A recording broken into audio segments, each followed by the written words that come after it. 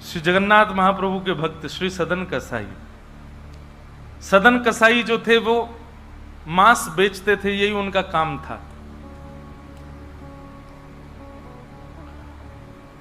एक बार ऐसे तराजू में तोलते थे मांस को, तो जब मांस का विक्रय कर रहे थे तो उनको पता नहीं चला, वो भार की जगह शालिग्राम जी को रखते थे। लेकिन कीर्तन उनको बड़ा प्रिय था, कीर्तन करते हुए मांस बेचते थे। बताओ, ऐसा उनका स्वरूप। एक बार एक महात्मा वहां से निकल रहे थे, तो महात्मा ने जैसे ही देखा, वो तो देखते ही पहचान गए, मुंह पे कपड़ा रख करके जा रहे थे, तो देखा कि ये तो शालिग्राम जी हैं। तुरंत, अरे तुम क्या कर रहे हो, बहुत बड़ा पाप है, ये तो साक्षात शालिग्राम जी हैं। उसने कहा महाराज मुझसे गलती होगी, मुझे तो पहचान है नहीं। बोले लाओ इनको, मुझको दो। शालिग्राम जी ले लिए महाराज, जाकर के शुद्ध नदियों के जल से स्नान कराया, पंचामृत स्नान कराया, इत्र लगाया, चंदन लगा करके चांदी के सिंहासन पर बैठा के माला पधरा दी, ठाकुर जी का कीर्तन, बढ़िया खीर बना के भोग लगाई, और खूब रोए महात्मा। बोले कि नाथ आप भी कहां के कसाई के यहां बैठे थे, अब आप विराजो, प्रेम से रतन सिंहासन पर विराजो। ठाकुर जी विराज गए। रात्रि को महात्मा के स्वप्न में आए, और स्वप्न में आकर के बोले सुनो, सुबह होते ही हमको ले जाओ और हमको वो सदन कसाई के पास छोड़ के आओ। महात्मा बोले वहां प्रभु मांस बेचता है, वो आपको तोलता है, तोलने के लिए भार बना करके रखता है, आप उसके यहां क्या करेंगे। ठाकुर जी कह रहे हम जितना कह रहे हैं उतना करो बस। बोले नाथ ये तो वेद विरुद्ध हो जाएगा, ये तो शास्त्र विरुद्ध हो जाएगा, मैं आपको कैसे वहां छोड़ के आ सकता हूं। आपको वहां क्या सुख मिल रहा है, वो शुद्ध नहीं, पवित्र नहीं, उसका स्थान अच्छा नहीं, मांस विक्रय करने वाला व्यक्ति, महापापी व्यक्ति, वहां क्यों जाना है आपको। ठाकुर जी बोले कहीं पर हमको स्नान करने में सुख मिलता है, कहीं हमको सिंहासन पर बैठने में सुख मिलता है, कहीं भोजन करने में सुख मिलता है, कहीं माला पहनने में सुख मिलता है, सदन कसाई के हमको लुढ़कने में सुख मिलता है। उसके तराजू में जब वो तराजू से तोलता है तो हम इधर उधर लोटपोट होते हैं, हमको उसमें बहुत आनंद आता है, हमको छोड़ के आओ उसके पास ही। और वो मांस विक्रय करता है, चलो जो भी है, लेकिन जब उसके यहाँ तोला जाता है और वो तोलते समय हम लुढ़कते हैं तो वो कीर्तन गाता है, वो मुझे बहुत अच्छा लगता है, मुझे उसके पास छोड़ के आओ।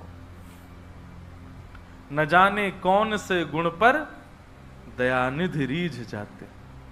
सदन कसाई के पास महात्मा वापस आ गए और आकर के शालिग्राम जी देने। सदन कसाई बोलो नाथ यहाँ क्यों ले आए इनको दोबारा, यहाँ तो मांस बिकता हूं मैं, बहुत गंदा स्थान है ये। बोले धरो इनको अपने पास ही। ठाकुर जी रात में स्वप्न में आकर के कह के गए कि उनको तुम्हारे संग ही रहना है।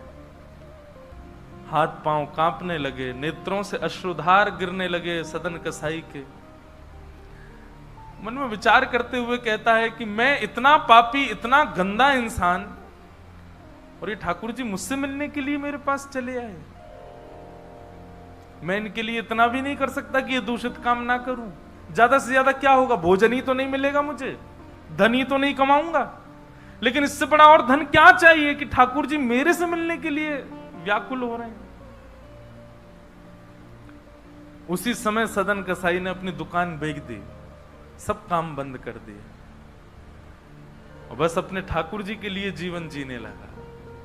आप मुझसे मिलने के लिए तड़प रहे थे नाथ, अब मैं तड़पूंगा आपसे मिलने के लिए, मैं आऊंगा आपसे मिलने के लिए। और निकल पड़े सदन कसाई जगन्नाथपुरी की ओर। पूछा लोगों से कहां है पुरी, लोगों ने दिशा बता दी। बोले वहीं विराज रहे हैं जगत के नाथ, वहीं विराज रहे हैं साक्षात नंदन नंदन। एक सदन कसाई निकल पड़ा जगन्नाथपुरी की यात्रा पर। बस बार बार उसके मन में एक ही भावना आती है, आप मेरे से मिलने के लिए तड़पे थे, आप मेरे पास रहने के लिए तड़पे थे, मैं आऊंगा आपसे मिलने के लिए। और निकल पड़ा। कीर्तन की टोलियां जा रही हैं, वैष्णव जन नाचते गाते हुए जा रहे हैं। जैसे जैसे वैष्णवों की टोलियां और कीर्तन की टोलियां निकलती हुई देखे सदन कसाई, उसका मन हो कि मैं भी चला जाऊं। तो जो लोग पहचानते थे वो लोग कह देते थे अरे कसाई है ये, तो सब लोग उसको कहते भाई तुम हमसे दूर चलो, हमारी टोली में चलोगे, हमारे संग बैठ के खाओगे पियोगे, हम सब अपवित्र हो जाएंगे। जिस मार्ग पर सब लोग चल रहे हैं सदन कसाई उस मार्ग से उतर करके चल रहे हैं। कहीं मैं इस मार्ग पर चलूंगा, मेरे चलने से मार्ग अपवित्र हो जाएगा। और स्मरण कर रहे हैं महाप्रभु श्री जगन्नाथ जी का। सदन कसाई चलते जा रहे हैं, एक मार्ग से उतर करके चल रहे हैं, निष्ठुर मार्ग पर चल रहे हैं, और बस स्मरण कर रहे हैं श्री जगन्नाथ महाप्रभु का। चलते चलते चलते एक नगर में पहुंचे, रात्रि का समय हो गया, शाम का समय हो गया, तो एक भवन बना था, घर बना था, उसी के बाहर ही सदन कसाई बैठ गए। सदन कसाई का रूप बहुत सुंदर था, नेत्र, उनके केश, उनके मुख की आकृति, उनकी भुजाएं बहुत सुंदर थे। भले ही कसाई थे पर सुंदर थे। तो जिस भवन के बाहर बैठे, वहां भवन की अंदर एक गृहिणी वो निकल करके बाहर आई, और उसने जैसे ही सदन कसाई को देखा, उसका मन आ गया उन्हीं के ऊपर। शाम का समय, सदन कसाई को लोभ देने लगी, और उसने इशारा करके कहा कि भीतर आ जाओ। तो सदन कसाई ने उसकी ओर देखा, और उनके मन में तो बस जगन्नाथ जी बैठे हैं, कोई ऐसा भाव तो दूषित था नहीं। उन्होंने इशारा कर दिया, कुछ इशारा किया, और उस इशारे को उस कन्या ने, उस महिला ने ऐसा समझा कि मानो ये कहना चाह रहे हैं कि तुम भीतर जाके पहले अपने पति का वध करो, तब मैं रहूंगा तुम्हारे साथ। विषय हावी हो गया उस माता के, भीतर जाके उसने अपने पति का वध कर दिया, मार दिया। और बाहर आकर के सदन कसाई से कहा, अब तो चलो, मैंने अपने पति को मार दिया, चलो मैं और तुम ब्याह कर लेते हैं। सदन कसाई बोला, देवी ये तेने कहा किया, मैंने तो नहीं कहा था कि तुम मारो। बोले, हो तुम झूठ बोलते हो, तुम नहीं तो कहा था कि उसका वध कर दो तब रहूंगा। अब तुम्हारे पास एक ही रास्ता, या तो मेरे साथ रहो, नहीं तो मैं सबको बता दूंगी कि तुमने मेरे पति को मरवाया है। पर जिनके हृदय में श्री ठाकुर जी विराजमान हैं, उनको अन्य किसी के लोभ की इच्छा नहीं होती। उन्होंने कहा, ज्यादा से ज्यादा मार दोगी मुझको, और क्या बदनामी होगी, सब होगा, लेकिन मैं अपनी स्थिति से नहीं हट सकता। और उन्होंने अस्वीकार किया। हुआ वही, उसने हल्ला मचा करके सबको इकट्ठा कर दिया, मेरे पति को इसने मरवा दिया, और ये आदि आदि सब कर दिया। सदन कसाई को बंदी बना करके राजा के सामने प्रकट कर दिया, राजा के यहां उसको प्रस्तुत कर दिया, बंदी बना दिया। और बंदी बना करके कहा कि आप स्वीकार करते हैं कि आपने ये अपराध किया है इनके पति को मारने का? सदन कसाई कुछ नहीं बोला। बोले, क्योंकि पक्ष तो पूरा उन्हीं की तरफ जाने वाला, मैं कितना भी मना करूं, मैं सफाई क्या दूंगा, मैं कैसे प्रस्तुत करूंगा, मैं विवाद कैसे करूंगा? वैष्णव का स्वरूप होता विवाद में नहीं पड़ता। वो चुपचाप खड़े रहे, बस मुस्कुराते रहे। बोले, अब सत्य तो ठाकुर जी जानते हैं, मैं अब आपको कैसे बताऊं कि मैंने नहीं किया। मैं कहूं कि मैंने नहीं किया तो मेरे पास कोई प्रमाण नहीं है ना देने का कि मैंने नहीं किया। और प्रमाण देने के लिए, इकट्ठा करने के लिए, इतने प्रपंच में पढ़ने के लिए मैं नहीं निकला हूं। मैं तो जगन्नाथ जी से मिलने के लिए। आपको जो दंड देना है, बस मृत्यु दंड मत देना, बाकी जो दंड देना है दे दो, मुझे जगन्नाथ जी का दर्शन करना है। राजा ने सदन कसाई की बात तो मानी कि मृत्यु दंड तो नहीं दिया, पर कहा कि जिन हाथों से तुमने उस व्यक्ति का वध किया, उन हाथों को हम काट देंगे। सदन कसाई बोले, मैंने एक बार एक कथा में सुना है कि श्री जगन्नाथ जी की भी भुजा नहीं है, लो काट दो। जैसे मेरे स्वामी वैसा मैं, और अपनी दोनों भुजाएं आगे कर दी। मेरे स्वामी भी तो ऐसे ही रहते हैं। सदन कसाई ने अपने दोनों हाथ आगे किए, और राजा के दूतों ने उनके हाथ काट दिए।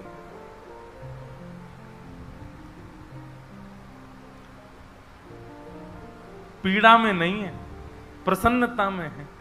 आंसू तो निकल रहे हैं नेत्रों से, पर प्रसन्नता के आंसू हैं कि नाथ, आपने किसी रूप में तो मुझे स्वीकार किया। चलते जा रहे हैं, रक्त बह रहा है दोनों तरफ से। बस रास्ते में एक ही प्रार्थना कर रहे हैं, नाथ, है तो ये शरीर ही, और यही माध्यम है मुझे आपके दर्शन का। इसमें जो ये पीड़ा हुई है, जो रक्त संचार हो रहा, रक्त जो निकल रहा है, बस इससे केवल ठाकुर जी इतना रक्त बचने देना भीतर कि मैं जगन्नाथपुरी पहुंच जाऊं, आपका दर्शन कर लूं, उससे पहले मेरे प्राण ना निकल जाए। और चलते जा रहे हैं। जैसे ही श्री क्षेत्र में उन्होंने प्रवेश किया, और जैसे ही प्रवेश किया, ब्रह्म वेदी पर श्री जगन्नाथ जी झूमने लगे। पुजारियों ने जाकर के कहा, महाप्रभु जी आज्ञा करें, आप इतने प्रसन्न क्यों हैं? बोले, मेरा एक भक्त आया है, वो बेचारा बहुत कष्ट में है, आप लोग तुरंत पालकी लेकर के जाइए और उसको लेकर के आइए यहां पर। पुजारी सब पालकी लेकर के दौड़े और पुरी में प्रवेश कर रहे वैष्णवों से पूछने, अरे भैया, महाप्रभु जी का कोई भक्त आया है क्या? महाप्रभु जी ने पालकी भेजी है उसको ले जाने के लिए। महाप्रभु जी आज बड़े प्रसन्न हैं, उनका कोई परम वैष्णव भक्त आया है। तो सदन कसाई ने जैसे ये बात सुनी कि पुजारी हल्ला कर रहे हैं, कोई बहुत बड़ा भक्त आया है, महाप्रभु जी ने उसके लिए पालकी भेजी, तो सदन कसाई इतने खुश हो गए, बोले आज ठाकुर जी के दर्शन तो होंगे, उनके एक प्रिय भक्त के भी दर्शन हो जाएंगे, कितना मेरा सौभाग्य होगा। और रही बात, मैं तो बहुत बड़ा पापी हूं, मैं तो रास्ता भर यही सोचता आ रहा था कि मैंने इतना पाप किया, इतना मांस बेचा है जानवरों का, महाप्रभु जी पता नहीं मुझसे नाराज होंगे, पर आज लगता है कोई परम वैष्णव भक्त आया तो महाप्रभु जी का मूड बढ़िया होगा, आज प्रसन्न होंगे। तो प्रसन्न मुद्रा में ठाकुर जी बैठे होंगे, तब मैं दर्शन करूंगा तो मेरे सारे अपराधों को क्षमा कर देंगे। वहां तो भीड़ लग गई पालकी के पास में, बोले हम हैं परम भक्त, और वो सदन कसाई दूर ही खड़े हैं, बोले इनमें से कोई होगा जो पालकी में बैठेगा, आज पहले उसको प्रणाम करूंगा फिर महाप्रभु जी को करूंगा। वहां तो इतनी भीड़ लग गई कि पंडा पुजारी पालकी लेके जान बचा के भागे वहां से, क्योंकि सबको लगता है कि हमसे बड़ा भक्त तो कोई है ही नहीं। पालकी खाली लौट करके आ गई। महाप्रभु जगन्नाथ जी बोले, तुम खाली आ गए, लेके नहीं आए उनको? बोले, भगवान आपके एक दो भक्त तो है नहीं, वहां तो हजारों भक्त, एक पालकी उसमें कितनों को बैठा किया है, सब चढ़ने लगे। बोले, हम हैं भक्त, हम हैं भक्त, आप कोई संकेत बताओ, आपके भक्त का कोई लक्षण। श्री जगन्नाथ प्रभु के नेत्रों सजल हो गए, बोले मेरी तरह उसके भी हाथ नहीं है, जो आया है वही है मेरा भक्त, उसको लेके आओ।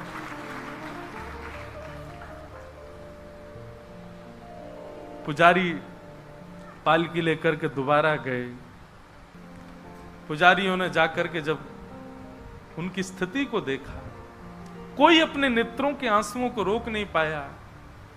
बार बार महाप्रभु जगन्नाथ जी को प्रणाम करें, कितने दयालु हैं नाथ, कितने कृपालु हैं आप। सदन कसाई को जाकर के पुजारियों ने उठाया, बोले चलो महाप्रभु जी ने तुम्हारे लिए पालकी भेजी। सदन कसाई बोले, आपको कोई गलत सूचना मिल गई, मैं नहीं हूं वो भक्त जो इसमें। बोले, नहीं तुम ही हो, ठाकुर जी ने आज्ञा करके भेजा है। सदन कसाई बोले, अगर मैं पालकी में बैठा तो मेरे अभी प्राण निकल जाएंगे, आप सबसे प्रार्थना है मेरी, मैं महाप्रभु जी की आज्ञा स्वीकार करता हूं, मैं आपके संग चल दूंगा, लेकिन पालकी में नहीं बैठ सकता। चलने लगे, बस इसी बात से प्रसन्न है कि महाप्रभु जी ने मुझे स्वीकार तो किया। और जैसे ही सिंह द्वार पर पहुंचे और दंडवत करते ही जैसे ही श्री पतित पावन भगवान, सिंह द्वार पर ही श्री पतित पावन भगवान है, बाहर ही उनका दर्शन हो जाता है। उनको देखा, देखते ही बोले ये पतित पावन भगवान है, श्री जगन्नाथ जी के ही समरूप हैं, पहले इनका दर्शन करते हैं फिर जगन्नाथ जी का दर्शन होता है। जैसे ही दंडवत किया, अभी तक तो उनको ग्लानि नहीं थी कि मेरे हाथ नहीं है, पर अब दंडवत करते समय उनको तनिक एक ग्लानि से हुई, काश मेरे हाथ होते तो मैं भी ऐसे दंडवत करता, दोनों भुजाएं आगे कर लेता। और इस भाव से जैसे जो शेष भुजा थे थोड़े से, उनको आगे करके रुदन करने लगे सदन कसाई। इतने में ही उनके भुजा निकल करके आ गई और ठाकुर जी ने भुजा प्रदान करके उनके दंडवत को स्वीकार किया। श्री जगन्नाथ महाप्रभु की। ऐसे महाबाहो, ऐसे हमारे महाप्रभु श्री जगन्नाथ।